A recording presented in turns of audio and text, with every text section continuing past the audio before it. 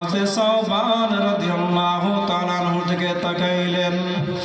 রাসূল সাল্লাল্লাহু আলাইহি ওয়াসাল্লাম হযরত সাওবান রাদিয়াল্লাহু তাআলা আনহু থেকে তাকিয়ে বললেন, রে সাওবান, তোমার কি হয়েছে? তোমার কি হয়েছে? তোমার চেহারার দিকে তাকাইলে মনে হয় কষ্ট কষ্ট ভাব লাগে। তোমার চেহারা এমন কেন? তোমার চেহারার মধ্যে মলিন মলিন ভাব দেখা যায়। হে সাওবান, বলো না তোমার কি হয়েছে?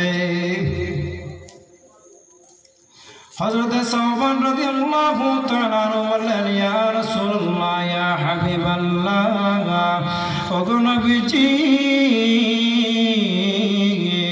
আমার মনের মধ্যে এমন কষ্ট লেগেছে যে কষ্ট শুনলে আপনি অবাক হবেন। ইয়া রাসূলুল্লাহ, ইয়া হাবিবাল্লাহ, ওগো নবীজি, আমার মনের মধ্যে এমন কষ্ট লাগলো গো, আপনি যখন দুনিয়া ছেড়ে চলে যাবেন তাহলে আপনাকে ছাড়াই দুনিয়াতে কিভাবে আমরা চলব, এই কথা চিন্তা করে আমার চেহারার এমন মলিন মলিন ভাব হয়ে গেছে। কেমন মহব্বত করতেন সাহাবায়ে কেরাম।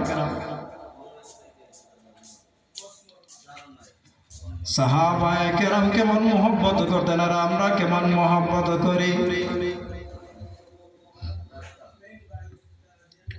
হযরত সাওবান রাদিয়াল্লাহু তাআলা আনহু এই কথা বলার পরে আমার তেলাওয়াতকৃত আয়াতটুকু সঙ্গে সঙ্গে নাযিল হয়।